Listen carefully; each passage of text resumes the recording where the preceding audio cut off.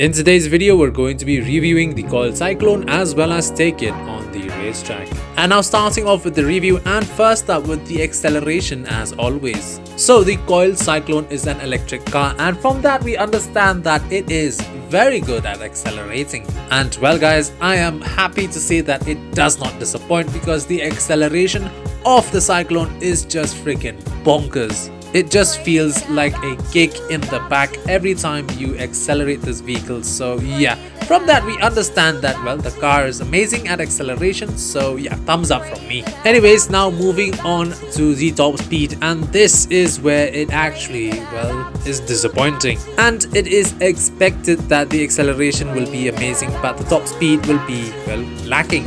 And in this case, that is true, because the top speed of the Coil Cyclone is actually very poor, especially considering the supercar standard. So if you like driving in the highways and racing in, well, tracks with a lot of straights, then the Coil Cyclone is not for you, because it is really slow. And now on to the handling, and the handling is, I'd say, pretty decent. It might not always hold the line all the time, but I'd say that it is good enough to, well, be competitive if you're just a casual racer. But there are a few problems that the Cyclone has, and that is understeer.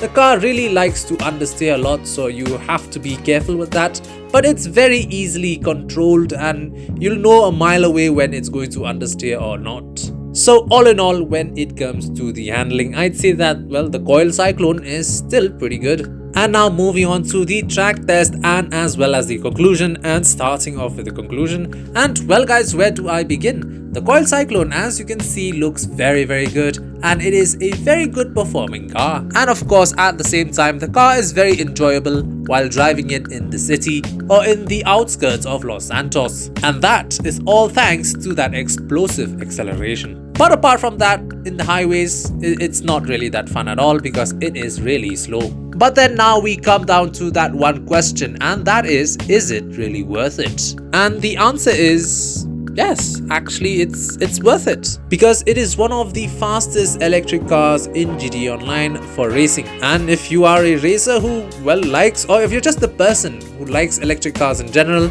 the Cyclone will not disappoint you. I mean, of course, when comparing it to, well, other cars, petrol cars, the petrol cars are obviously better, but you know, just comparing it with electric cars in general, the Cyclone is just amazing. But of course, if you are a professional and you want the best, then you can just go for the Emirates or the Krieger. Anyways guys, just remember to take what I said with a grain of salt. Everyone has their own opinion and, of course, their own likes and dislikes. Anyways, now moving on to the track test. And well guys, after a few multiple attempts, I have gotten a best time of 3 minutes on the dot, which is honestly pretty good for a supercar. And now on to the drag race, and basically guys, what we do here is we race in a straight line until we finish the race. And well guys, after a few multiple attempts, I have gotten a best time of 29 seconds, which again is pretty good for a supercar. And well guys, with that, I guess we come to the end of the video. I hope you liked the video guys. Remember to leave a like, leave a comment down in the comment section, and of course subscribe to the channel.